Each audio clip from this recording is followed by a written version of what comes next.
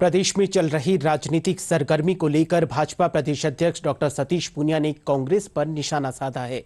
उन्होंने कहा कि पिछले 4 साल में कांग्रेस कार्यकाल में सरकार ने यहां की जनता के हितों को अनदेखा किया है। उन्होंने कांग्रेस में चल रहे अंतर्कलह को सियासी पाखंड बताया। प्रदेश अध्यक्ष ने कहा कि वर्तमान स्थिति न तो राजस्थान के हक में है और न ही यहां की आवाम के हक में है। तंत्र में स्थायी सरकार का महत्व है, लेकिन किसी पार्टी के भीतर यदि अंतर्कलह होता है, और राजस्थान की कहानी है कि पिछले 4 साल से इतने उतार चढ़ाव, इतनी अनस्टेबिलिटी है जिसका खामियाजा राजस्थान की जनता को भुगतना पड़ा। कांग्रेस का ये पूरा एपिसोड ये कहता है कि कांग्रेस का आलाकमान कमजोर हो गया।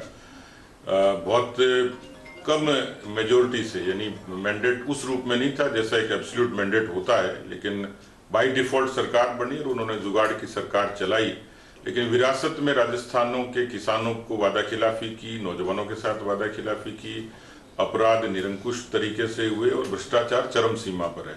ऐसे में यदि किसी पार्टी में अंतर्कलह होता है तो उसका गवर्नेंस पर असर पड़ता है, आवाम पर असर पड़ता है।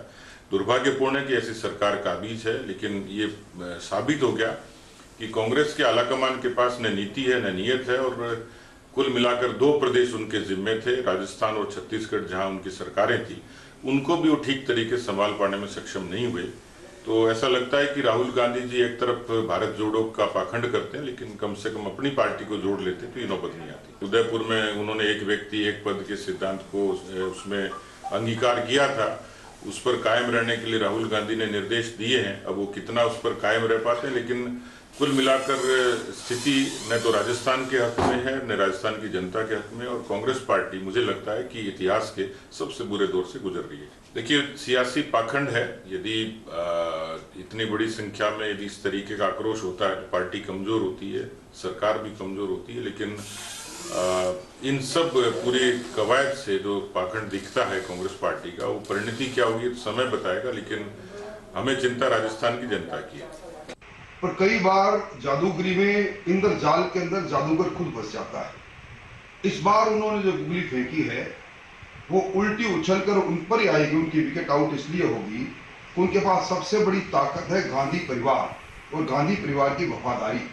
और इस बार उन्होंने उस वफादारी को तोड़कर, उस लक्ष्मण रेखा को तोड़कर सीधी चुनौती दी है, क्योंकि उन्होंने 1 बार नहीं, 2 बार नहीं, 3 बार सोनिया गांधी जी से, राहुल गांधी जी से, प्रियंका गांधी जी से बात की।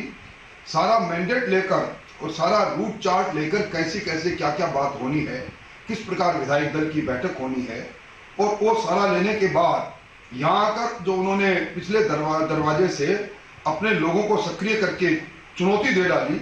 मेरी राजनीतिक जीवन में पहला मौका है जब एक राजनीतिक दल अपने आलाकमान के द्वारा भेजे गए पर्यवेक्षक के सामने विधायक दल कहे कि हम बैठक में नहीं आएंगे। ये तो खुला एक तरह से राजनीतिक दलों के अनुशासनहीनता की प्रकाष्ठा हो गई, और गांधी परिवार और कांग्रेस एक दूसरे का प्रयाव है। शायद इसका भुगतान कहीं न कहीं गहलोत साहब को करना नहीं पड़ेगा।